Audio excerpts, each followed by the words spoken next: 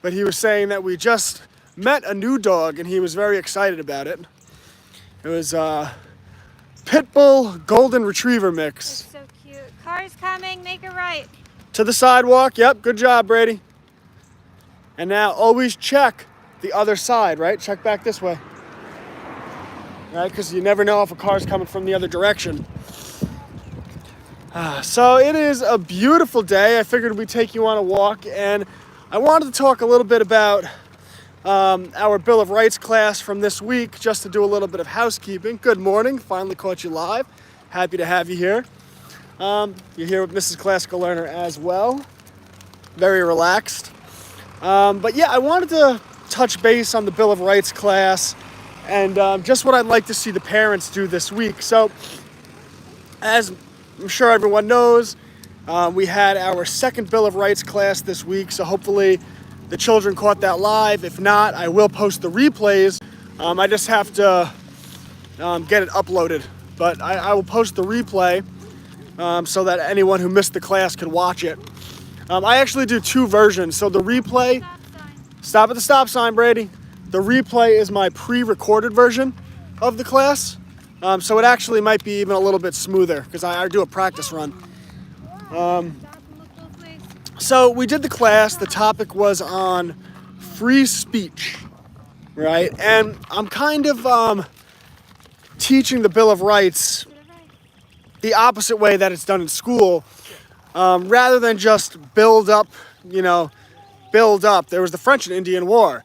Then there was a tea tax, a stamp act. Then there was a revolution. No, we're going to start with the Bill of Rights, and then we're going to jump back through history, and we're going to examine why freedom of speech was put into the document. We're going to examine why the right to protest and have a redress of grievances was put in the document, why freedom of religion was put in the document.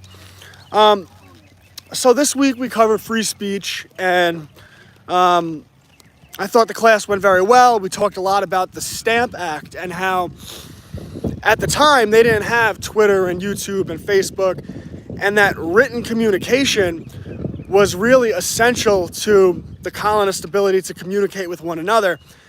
And when they put a tax on paper, it limited the common man's ability to express their free speech, right? The colonists viewed the Stamp Act as a direct attack on that. And then it goes back through a long history of people being censored. I mean, at one point in the colonies, England had decreed that no book that wasn't approved, by whoever their authoritative body was allowed to be circulated throughout the colonies. So this attack on paper was an attack on freedom of speech. It was an attack on our ability to communicate, the ability to think, right? Ben Franklin's own brother, James Franklin, owned a newspaper, and he was arrested multiple times for libel, right? Now, libel is a serious thing, right? I mean, believe me, I know, having people just defame your name, it's not cool. But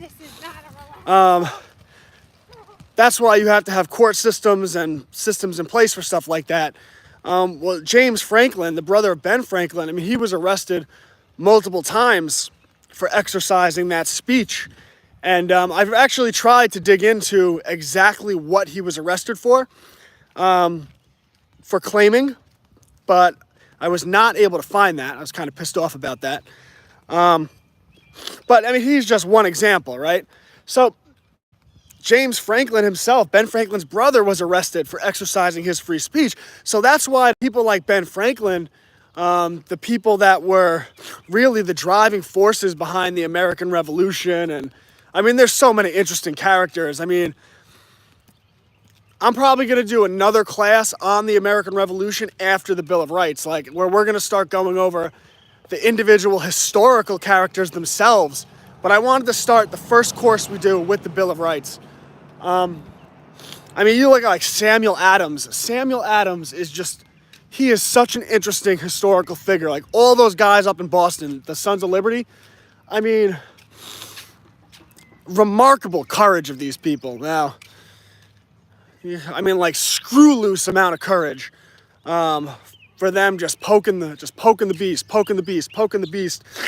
But they won out, and what the founders accomplished was phenomenal. And you know, I've wavered in my life because I've grown so cynical of our government over the years. But after you get through that, what you find out is that what you realize is what the founders accomplished around 1776, especially like look how much gridlock there is in politics. Like they can't get anything done. What they accomplished, not only getting the people behind them to actually have a revolution, but like most revolutions suck because what happens afterwards.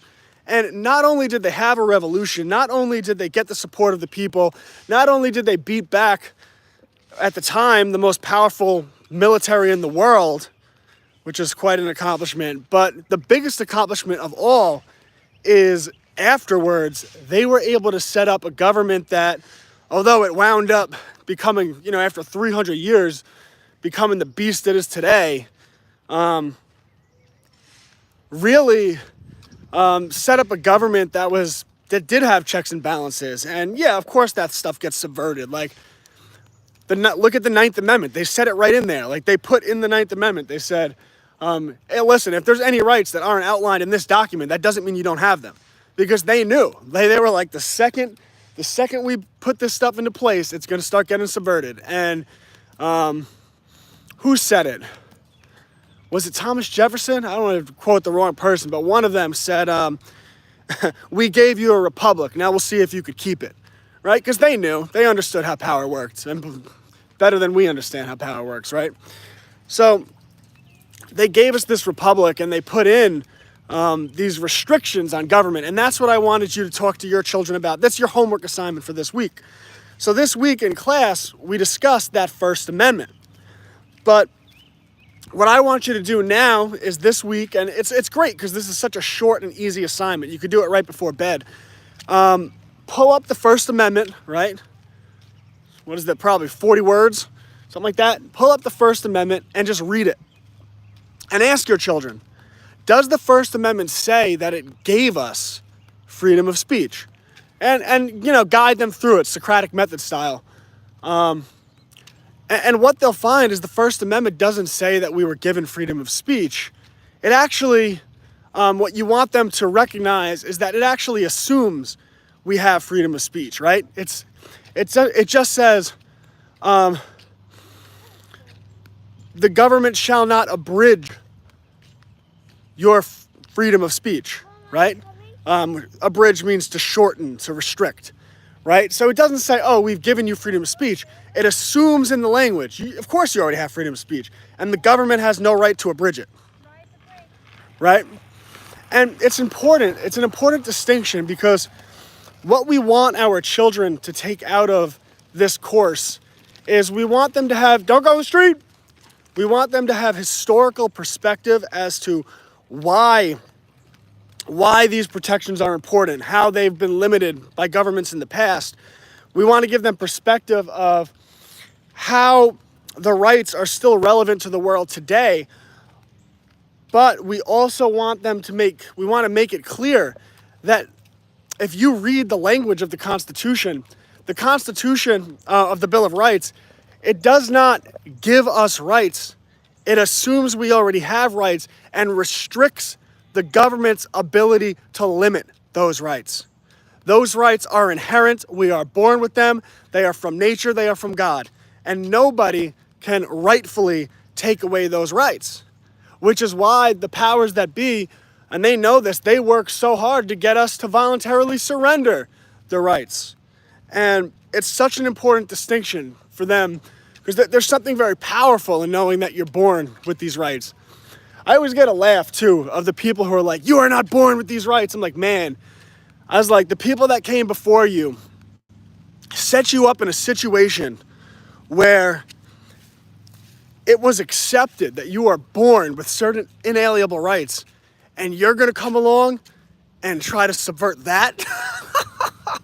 Oh, like, man, people deserve to be ruled. People deserve to be ruled.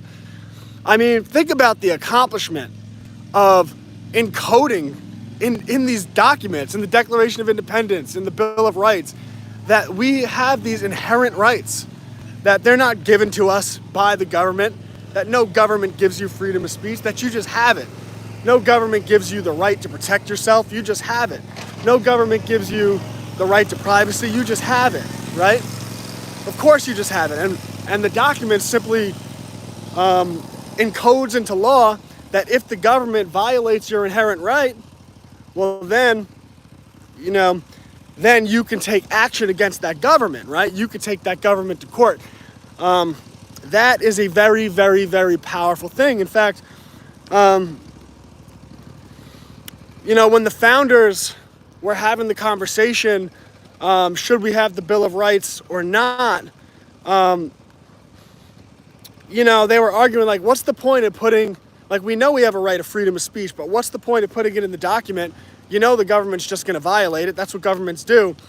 And Thomas Jefferson said, yes, but if it's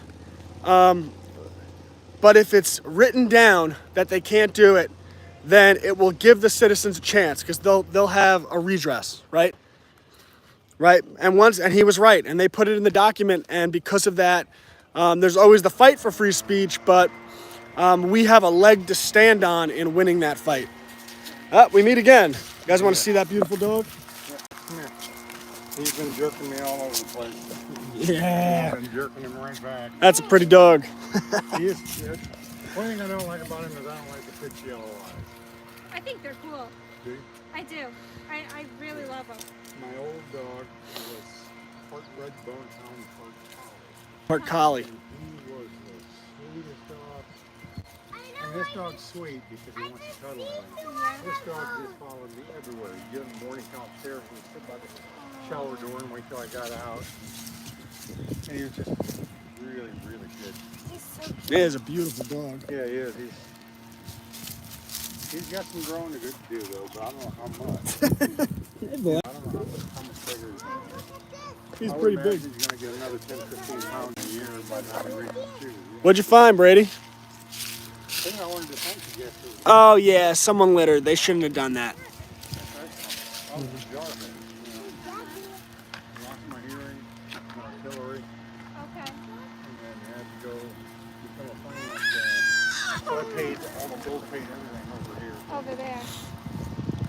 Brady, where you going? Brady's off. He's off to the races.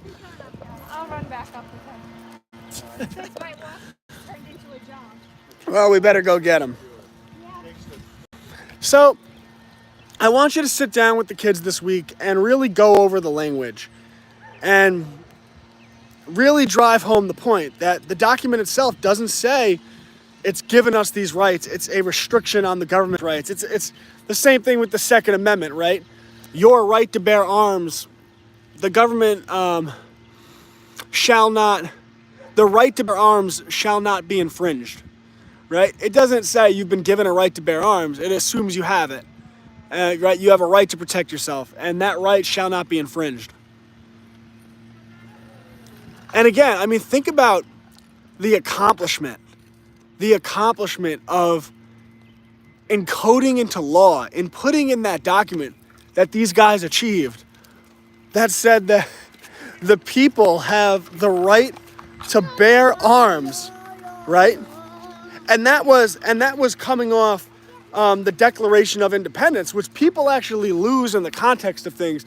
The Declaration of Independence is the true high law in America.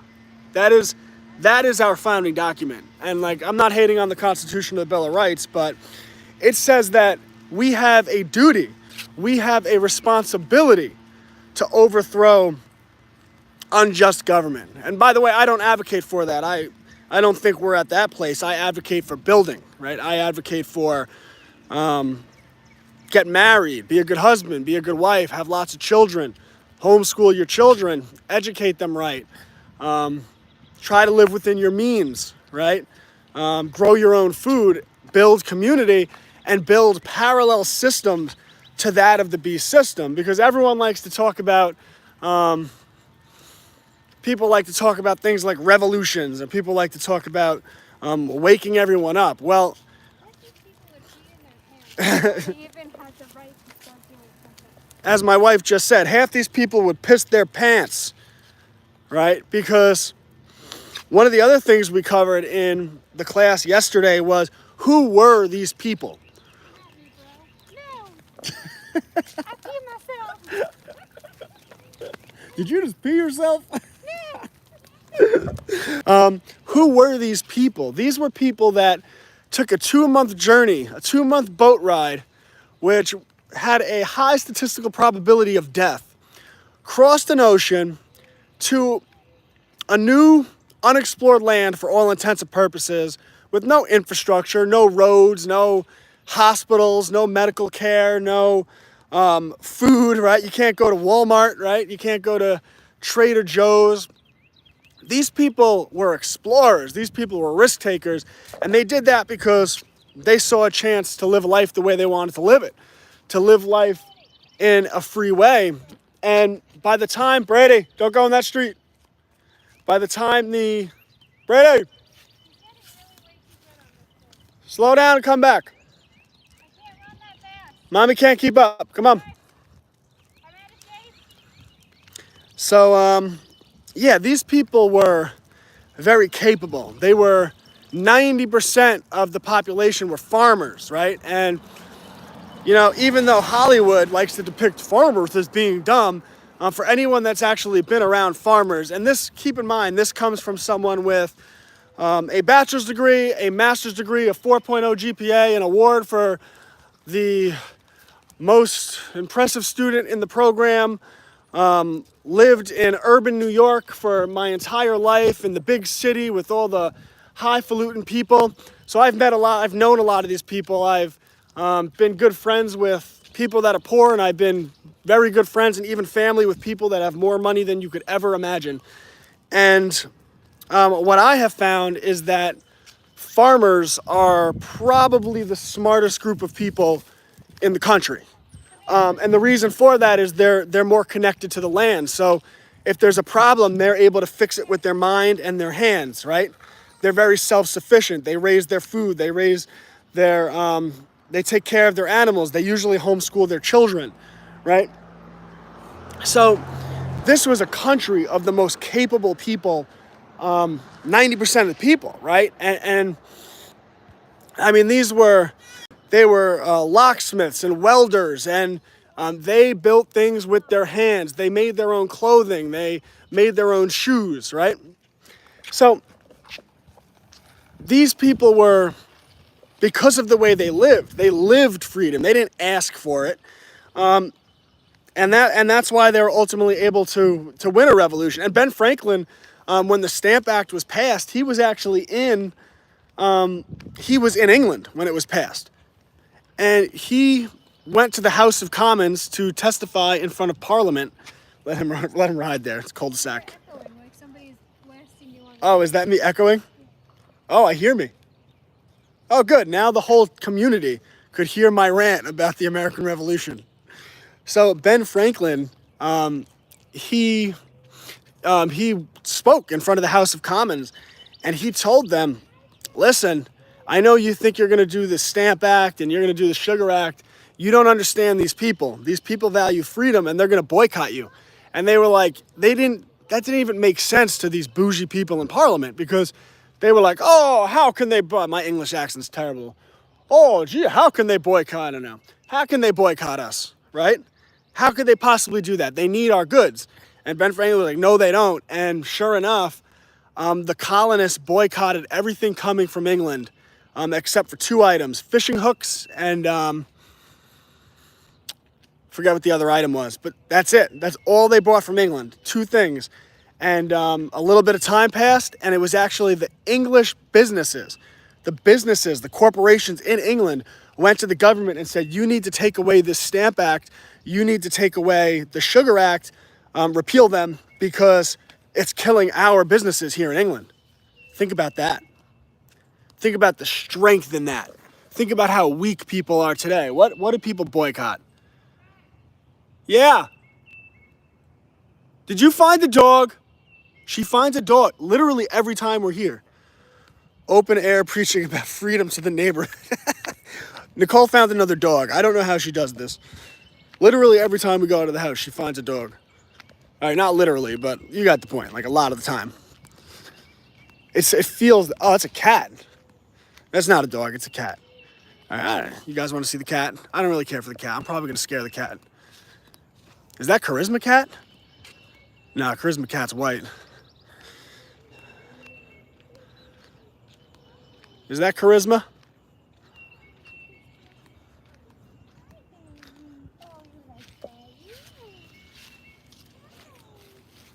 Hi.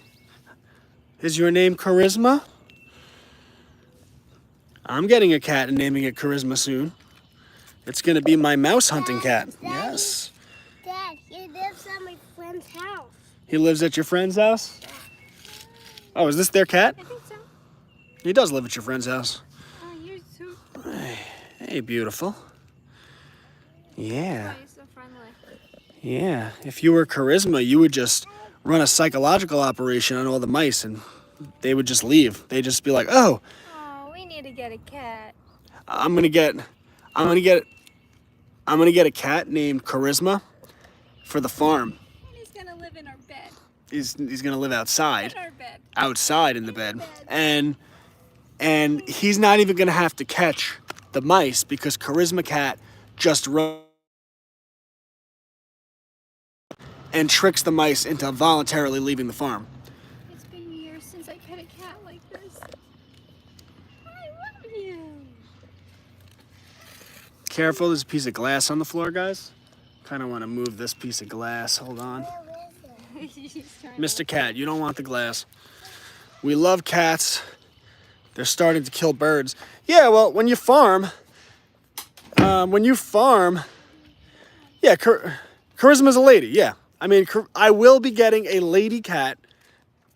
She will be white, and her name will be Charisma, and it will be her job to run psychological operations on the predators and the scavengers around the farm, right? Because she's going to have to keep them away from my chickens, right?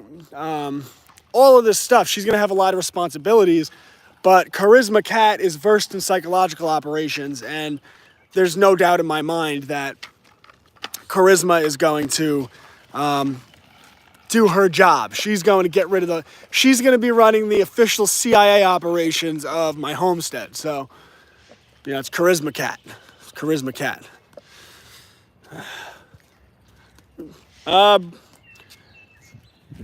Which way you want to go, babe?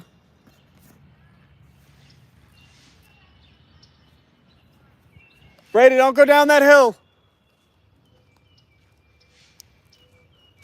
Gives me agita out here. He's like Superman on his scooter. Brady, there's a car coming. Stay on the sidewalk. Big car. Truck.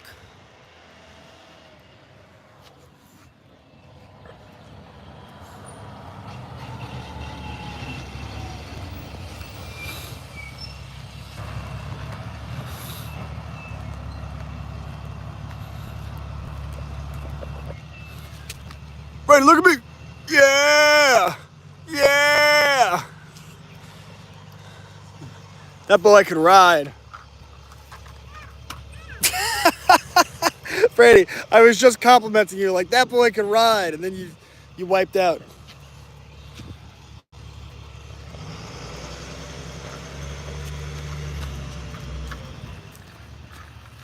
Checking out the truck orbs.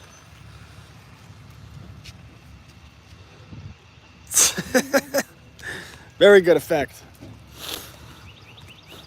So what were we talking about? Does it get real humid where you are, Brett? It does, but especially in the summer. So it's not bad.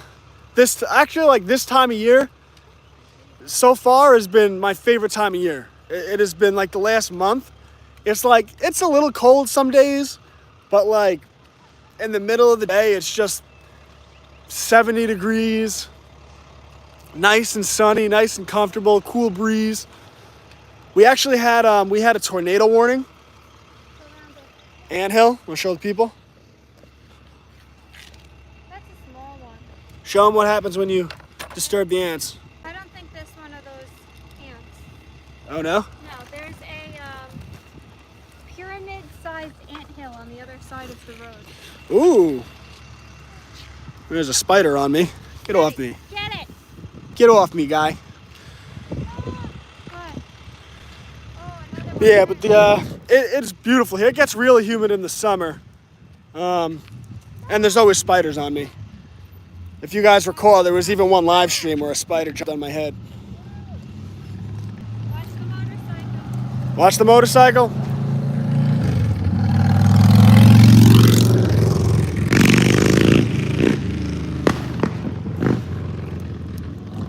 Well, that was loud.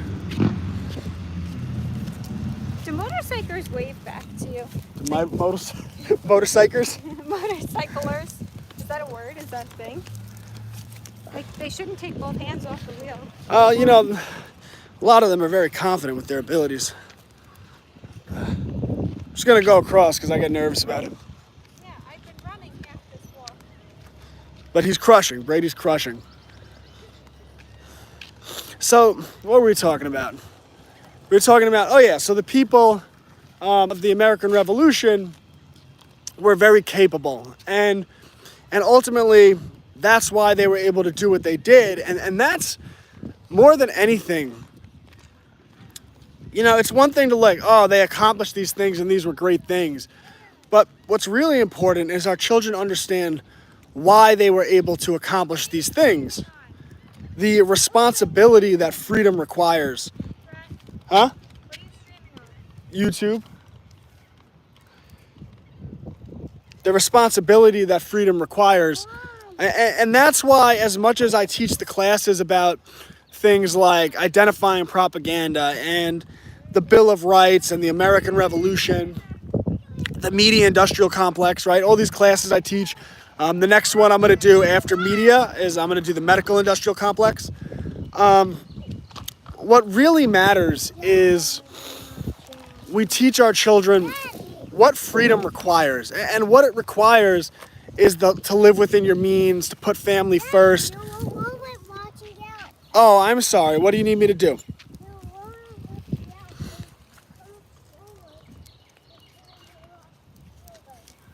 You didn't recognize. I didn't recognize. Yeah. Spread the seed. Beautiful, Brady. The more dandelion, the better.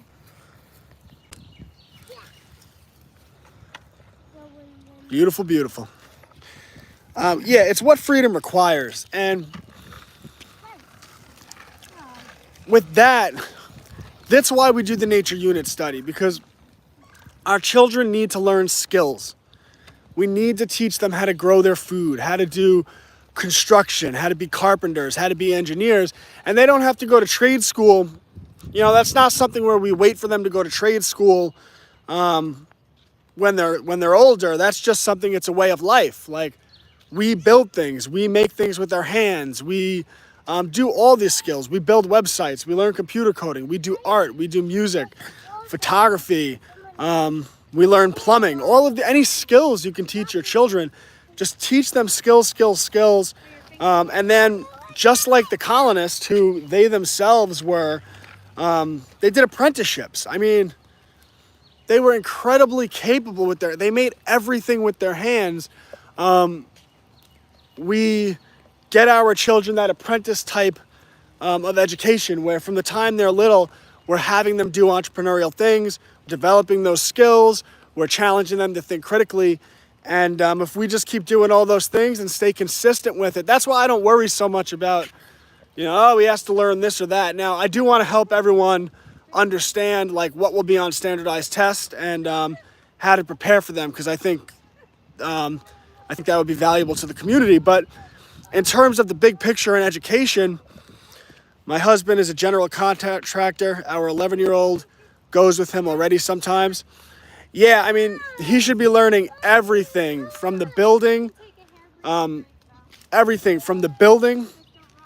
the way through the business aspects of that. And then your 11-year-old should already be doing, or in the next year should be doing some entrepreneurial things with those skills. So like, you know, maybe he could learn the basics of carpentry. he can make something that he's interested in out of wood and sell it on a site like Etsy, or he could find old furniture that people throw out on the side of the road, refurbish the furniture, and then flip it at a flea market, a farmer's market, on Facebook Marketplace.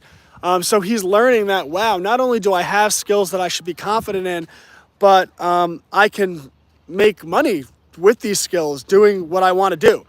Because ultimately what we want is, as our children to grow up, they have the mindset where they're like, okay, there's something I'm interested in. I want to pursue that, and I want to do that for a living. And then they have the experience to know how to start pursuing whatever it is they want to do. And then they have the critical thinking faculties to learn along the way, so they get better and better at what they're doing. And ultimately, they can live life on their terms. And this is how you create a society of people that are free. And we do it with our own families, right? We don't even, I mean, I talk about society a lot, but you're already here. So what we do is we teach our children their rights and how to identify propaganda and all that stuff.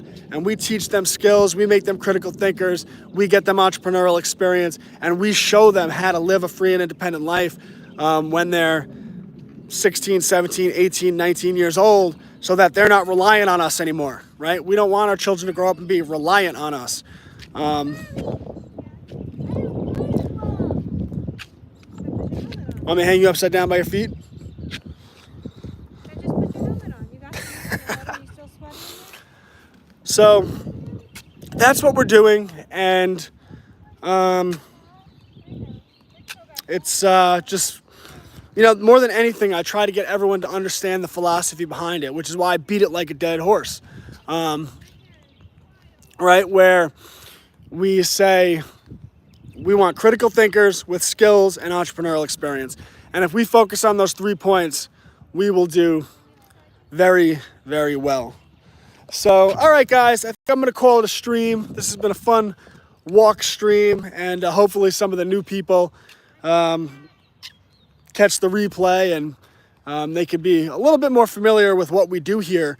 But we're doing some very good things, and next week we'll be doing the next course in the Bill of Rights and our nature unit study, of course. I hope everyone's keeping up with the nature unit study, because, I mean, to me, those are the skills that are most valuable. That's the experience that's most valuable, and that's exactly what we need for the children. So, all right, guys, this has been a lot of fun.